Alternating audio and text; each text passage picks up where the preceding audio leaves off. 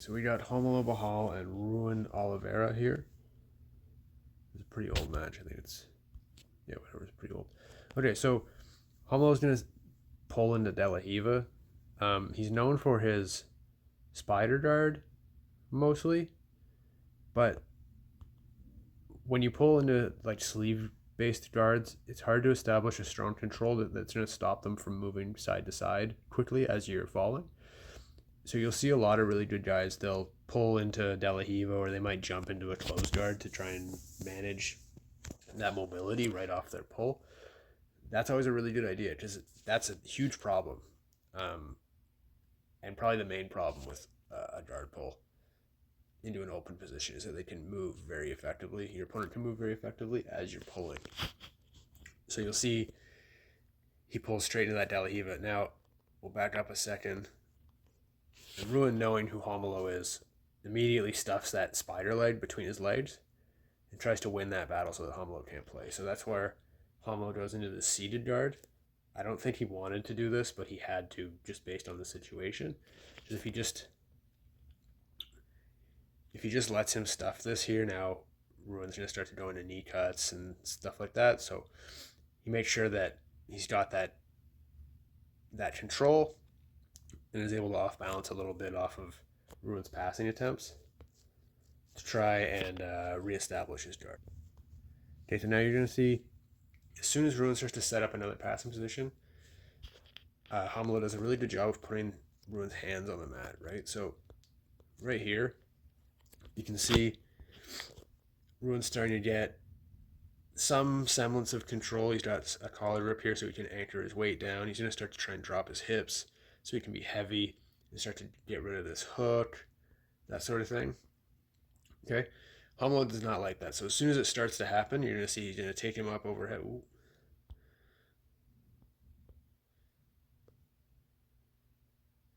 He's going to take him up overhead this way. Put his hand on the mat. Okay? He's got this hand. So the only hand that Ruan can use, to post is this one.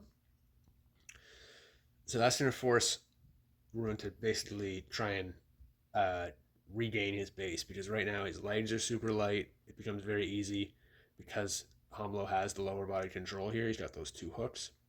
It becomes very easy for Romulo to start to off balance him.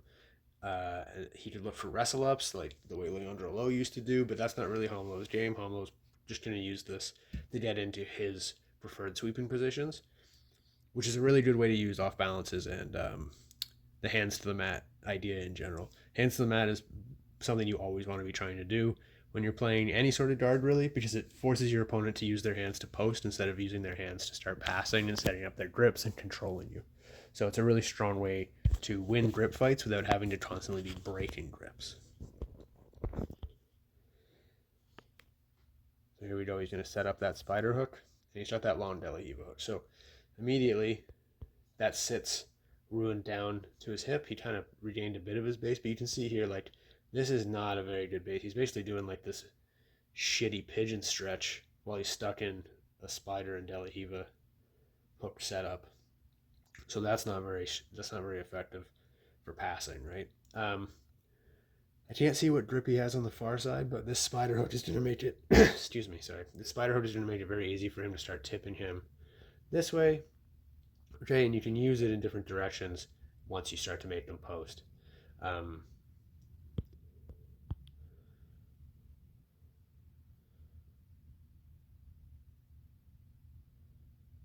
So you'll see here, Romulo starts to look for this sweep where he gets Ruan's hand. Ooh, he gets Ruan's hand to start posting here, and he puts him on this hip. Okay. However, he does switch to kind of a half guard inside this leg in a second when Ruan slips his leg through, but he doesn't have good control over this leg, which you'll see in a second. So we'll let it play for a second. Right here. Okay, so you can see Ruan's got his leg here. Romulo's got his leg on the inside. Okay, but what's going to happen here is he doesn't have enough control to stop this foot from getting underneath his base, which has allowed Ruan to pull. Oh my god.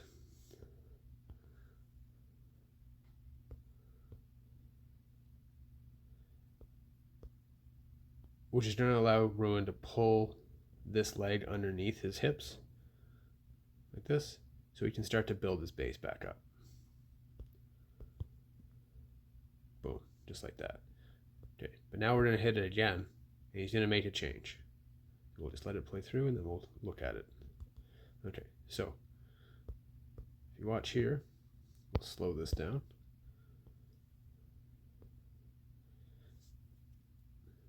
So two things are going to happen. He's going to put this hand on the mat here, and then he's going to change the direction of his force over the dead plane of Ruan's base. So what does that actually mean? So pause. So here, he's got a hand on the mat, and he's got his hip on the mat, right? Now, he's doing something sneaky this time. He's really like hooking this leg here so that it's hard for Ruan to bring it back far enough this way, that he can actually pull his right knee underneath him and build his base back up, okay?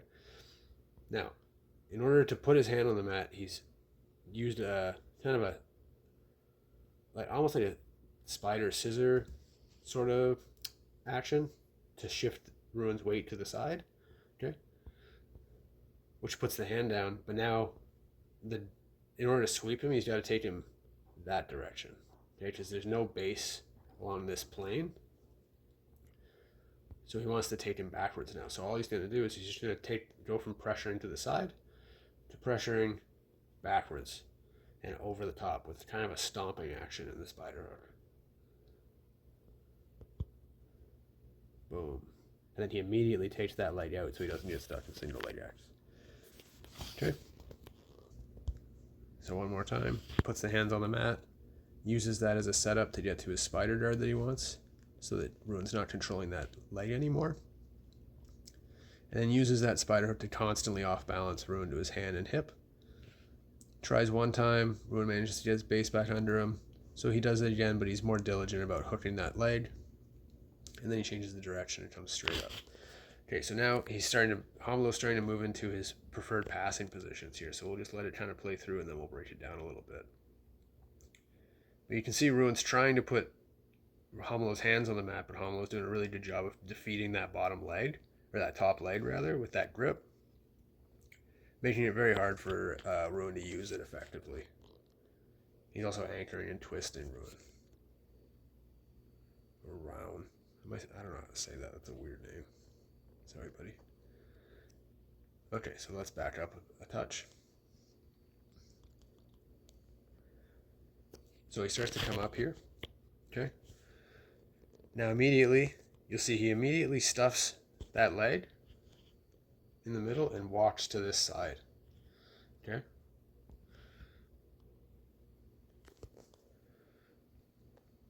That's because he knows exactly where he wants to go.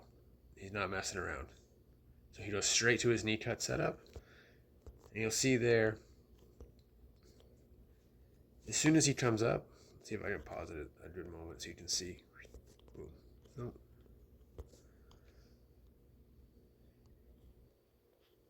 You can see here he grabs this tricep grip here and this collar. And what he's doing is he's trying to push down on this shoulder and pull up on this shoulder to twist his opponent's shoulders to the mat so that they're flat. And then on top of that, he's got this knee driving down on that leg to pin the hip. So what he's done, he's effectively twisted him up. Okay, when the spine is twisted, it's extremely weak, right? You like think about trying to squat. If you were twisted like a pretzel that way, it'd be extremely difficult. You'd be very weak that way. So it really impacts your partner's or opponent's mobility and their strength. So now he does a good job. Oliveira does a good job getting underneath here, underhooking this leg and creating almost like a De La Riva hook. You can see by the placement of that foot, he's trying, and that collar grip, he's trying to take Romulo this way. Okay, but Romulo's got a strong post here, and he's not committing too much to the knee cut just yet. He's making sure he's got his strong base and he's setting up his grips. Okay. The other thing he's doing, you can see here, is he's killing this leg. So right now, that means Oliveira has only one leg, this one, to try and off balance him this way. Okay. Because Romulo is killing this leg, he's not allowing it to touch him or the mat, right? Because if Oliveira could put this foot on the mat, if Oliveira could put this foot on the mat here, he could bridge off of that to get extra force. Or if he could connect his feet, he could use both his legs to try and off balance Romulo. But Romulo's doing a good job of keeping that top leg disconnected. It's a really good way to shut down a lot of sweeps from half guard. And it also is going to allow him to start beating the knee shield. So you see here, so now he's moved into pinning this hip. He's stapling it here so that hip can no longer be effective. And he still has this grip right here, okay? So now Oliveira's going to try and get that knee shield back in, and Romulo's going to do something really neat the way he clears it. So he's got the knee shield beat, but Oliveira gets it back inside. So right here,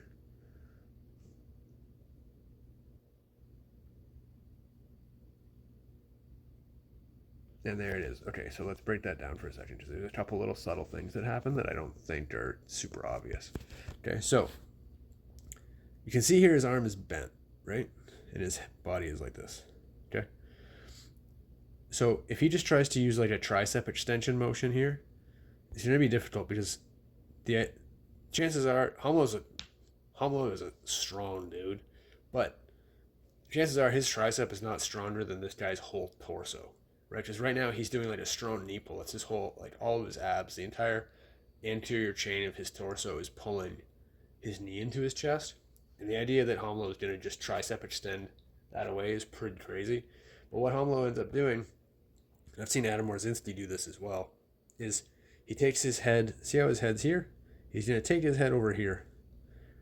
And that's going to allow him to straighten his arm. Okay?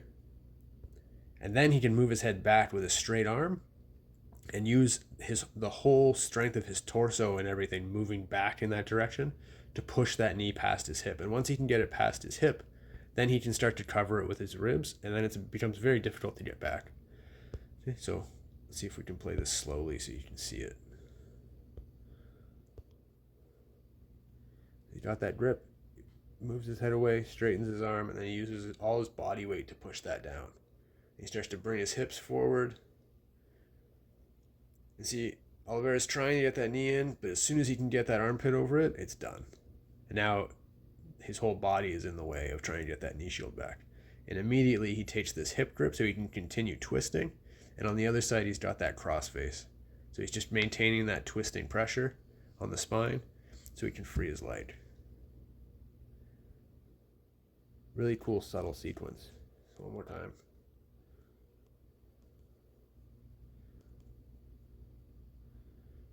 So he's pinned that leg, he gets that grip.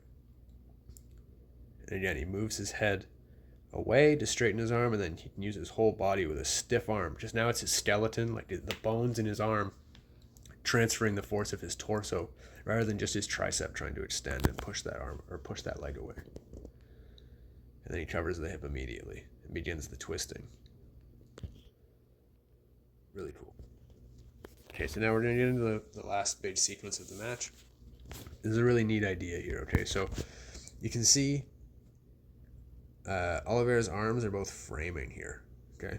He's dealing with a ton of pressure from Romulo, and Romulo's doing a really good job making sure that Oliveira has to carry his weight. You can see, and if you watch the position of his head over Oliveira's head, he's going to keep that weight over the body of Oliveira, which means Oliveira has to hold it up. Otherwise, he's just going to drop into a chest-to-chest position, which is going to be miserable.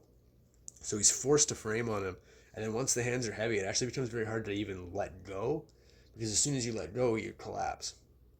So what Romulo does is he uses that opportunity to start feeding his cross-collar choke. Okay?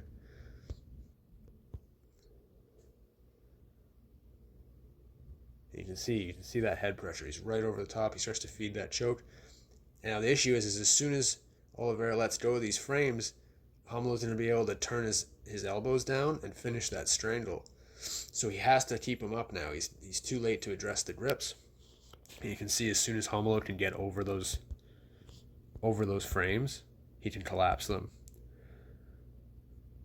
and finish that choke. So one more time.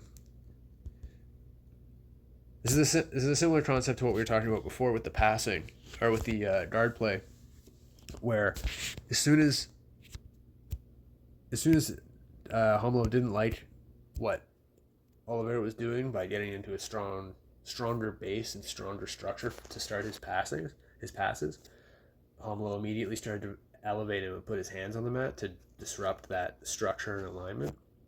This is a similar idea. I call it distracting hands. So you're giving your partner a job to do with their hands, like this, like frame, that they don't necessarily want to do. Like, he wants to be gripping and off balancing Romulo, but because of the pressure and because Romulo's beaten these legs and the knees, he doesn't have anything left other than his hands to keep Romulo off of him. So again, that's one of the detriments of the half guard, where half guard is a very strong sweeping position if you're good at it and you know what to look for, which is kind of beyond the scope of this video. But it's also can be a real liability because you can't use your feet to push them off of you. So if they can start to get into strong positions like this, they can force your hands to do things you don't want them to do, like frame on you to try and defeat the guard pass, which allows things like this to start happening. You see this a lot with like when people start to feed lapels for lapel single legs from the half guard and stuff, because their hands are wrapped up on the lapel grips, their neck is open to being strangled. Okay, just like Marigali with his loop choke and people double under him. It's the same idea. So just in a reverse context. So one more time. You can see as he starts to frame, he feeds that grip, and by the time once he gets those grips in, it's too late now. You can't break those grips. If you let go of those frames, he's going to collapse on you, and that's going to allow him to bring his elbows in and finish that strangle.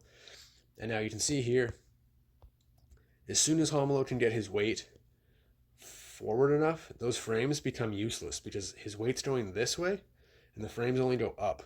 Let's clear that up. The frames only go up here. Okay. So Romulo's effectively breaking those frames by going over them like this, which allows him to finish that strangle. Okay.